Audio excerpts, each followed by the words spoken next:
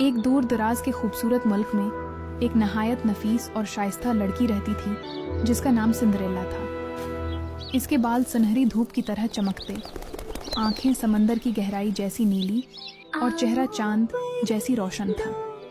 लोग कहते थे कि अगर चांद भी जमीन पर उतर आए तो वो सिंड्रेला की मुस्कुराहट जैसा दिखेगा। सिंड्रेला वालिद एक मेहरबान और निरम दिल इंसान थे जो अपनी बेटी से बहुत मोहब्बत करते थे। इसकी माँ का इंतकाल उसे बचपन में ही हो गया था, जिसके बायस बाप ने उसे तन्हाई से निकालने के लिए दूसरी शादी की। नई औरत एक बीवा थी जिसके साथ 2 बेटियां भी थीं, अनाबील और रोजी। शुरू में तो सब कुछ ठीक रहा, लेकिन चंद महीनों बाद सिंड्रेला के बाप का भी इंतकाल हो गया और घर की सारी जिम्मेदारी सौतेली माँ के हाथ में चली गई। सिंड्रेला के लिए जिंदगी यकदम बदल गई, जैसे खुशी को किसी ने संदूक में बंद करके कहीं दफन कर दिया हो। सौतेली माँ हसद और नफरत से भरी हुई औरत थी। हुसैन और नर्म दिल सिंड्रेला की खूबसूरती और लोगों की तारीफ उसे बर्दाश्त नहीं होती थी। उसने आहिस्ता आहिस्ता चीजें बदलना शुरू की। पहले सिंड्रेला के कमरे दौर कोने में छोटे स्टोर रूम में मुंतकिल किए गए। फिर उसकी बेहतरीन कीमती ड्रेसेस उसकी बेटियों को दे दी गई। अब घर में सिंड्रेला का दर्जा एक मुलाजमा से भी बदतर था। सुबह सवेरे उठकर चूल्हा जलाना, पूरा घर साफ करना, कपड़े धोना, बर्तन, कालीन और फिर सौतेली माँ की मुसलसल डांट, यही उसकी रोजमर्रा जिंदगी थी। मगर इस सब के बावजूद सिंड्रेला के चेहरे पर शकवा कभी न आया। उसे बस एक ही चीज ने मजबूत रखा, उसकी खुश मिजाजी। वो छोटी छोटी चीजों में खुशी तलाश कर लेती थी। परिंदों से बातें करती, गुलदस्ते बनाती, रात को खिड़की से आसमान के सितारों को देखकर मुस्कुराती, जैसे उन्हें मुखातब होकर कहती, कभी न कभी एक खुश सुबह जरूर आएगी। गांव के लोग भी उसे पसंद करते थे। बाजार से गुजरती तो सब उसे सलाम और मुस्कुराहट से नवाजते। मगर सौतेली माँ और उसकी बेटियों को ये सब सख्त नागवार गुजरता। वो उससे जलती थीं, क्योंकि उनके पास दौलत तो थी मगर इज्जत और मोहब्बत नहीं। फिर एक दिन एक हैरत अंगेज ऐलान हुआ। बादशाह ने अपने बेटे शहजादे की सालगिरह और इसकी शादी के मुतालिक बड़ा महल में रायल बाल नाइट डांस का ऐलान किया। मुल्क की हर इज्जतदार लड़की को दावत दी गई कि वो महल आए ताकि शहजादा अपनी दुल्हन मुंतखब कर सके। पूरे मुल्क में जैसे खुशी की लहर दौड़ गई। हर तरफ इस बाल की तैयारी शुरू हो गई।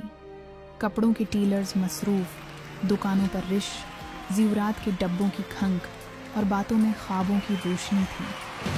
सिंड्रेला ने भी दिल में ख्वाहिश महसूस की, काश में भी जा सकूं।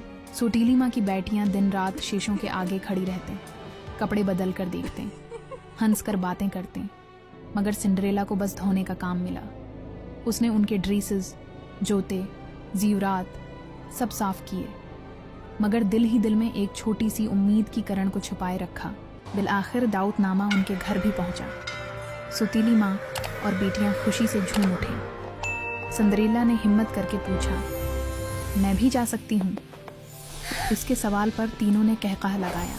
सौतेली माँ ने तंज से कहा, बिल्कुल जा सकती हो, अगर तुम्हारे पास कुछ पहनने को हो। ये कहकर जाने लगी, मगर रख कर मजीद कहा, और पहले घर के तमाम काम ख़त्म करना। कामों की इतनी लंबी फहरिस्त थी कि शायद एक हफ्ता भी कम होता। बाल वाले दिन घर में हंगामा था। सिंड्रेला ने दिन भर काम किया और जब कुछ फुर्सत मिली तो उसने पुरानी अलमारी से अपनी मरहूम माँ का एक खूबसूरत पुराना गाउन निकाला। इसने उसे साफ किया, इस्त्री की और दिल थाम कर पहन लिया। वो वाकई शहजादी लग रही थी। मगर जब नीचे आई तो सौतेली बहनों ने उसका मजाक उड़ाया, फिर उसके ड्रेस को जानबूझकर फाड़ दिया। ज़ीवरात तो उससे पहले ही छीने जा चुके थे। वो रोती रह गई और वो महल की तरफ रवाना हो गई। सिंड्रेला नगन में बैठकर फूट फूट कर रोई। आसमान पर चांद भी बादलों में छिप गया, जैसे उसकी तकलीफ देखकर उदास हो गया हो। ऐसे में एक नर्म सी रोशनी इसके करीब झलमलाई। सामने एक बूढ़ी मेहरबान लिबास में औरत मौजूद थी।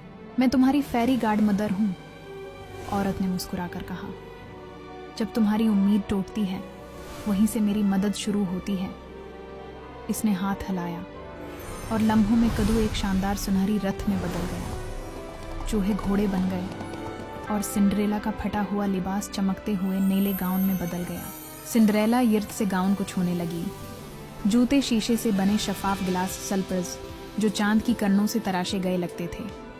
फेरी ने कहा, जा, मगर याद रहे 12 बजते ही सब खत्म हो जाएगा। सिंड्रेला हल पहुंची तो हर तरफ उसकी आमद का चर्चा होने लगा। शहजादे की नजर जैसे इसी पर ठहर गई हो। उसने आगे बढ़कर हाथ बढ़ाया। क्या आप मेरे साथ एक डांस करेंगे? और पूरी महफिल जैसे इन दोनों पर रख गई। वो घंटों तक बात करते रहे, हंसते, नाचते, ऐसे जैसे एक दूसरे को हमेशा से जानते हों। शहजादा पहली बार किसी से दिल की बातें कर रहा था और सिंड्रेला भी पहली बार खुद को कैद से आजाद महसूस कर रही थी। मगर वक्त बेरहम होता है। रात के 12 बजने लगे। घड़ी की घंटी सुनकर सिंड्रेला घबरा गई। उसे फेरी की बात याद आई। वो बगैर बताए भागी। सीढ़ियां उतरते हुए उसका एक शीशे का जौता गिरा, मगर वो रखी नहीं। अगली सुबह पूरा मुल्क एक ऐलान सुनता है। शहजादा इस लड़की को तलाश करेगा जिसका ये शीशे का जोता है। जो इसमें फट होगी वही शहजादे की दिल्लहन बनेगी। महल के सिपाही हर घर जा रहे थे। आखिर वो सिंड्रेला के घर भी पहुंचे। दोनों सुतीली बहनों ने जौता पहनने की कोशिश की, मगर बेसौद। सुतीली माँ ने सिंड्रेला को अंदर बंद कर रखा था कि कहीं वो सामने ना आ जाए। लेकिन चिड़ियां खिड़की से अंदर आईं, रस्सी काटकर दरवाजा खुलवाया। सिंड्रेला बाहर आई। सब हैरान रह गए कि इतनी सादगी में भी वो इस कदर खूबसूरत थी। जब जूता उसके पाँव में पहनाया गया तो वो बिल्कुल फुट आ गया। सुतीली माँ और बहनें दंग रह गईं। महलों में जश्न मनाया गया। शहजादे ने उसे देखकर पहचान लिया। मैंने तुम्हें पूरी रात तलाश किया, उसने कहा। सिंड्रेला की आंखों में आंसू आ गए, खुशी के आंसू। उसकी जिंदगी हकीकत में बदलने जा रही थी। चंद दिन बाद उन दोनों की शादी हुई।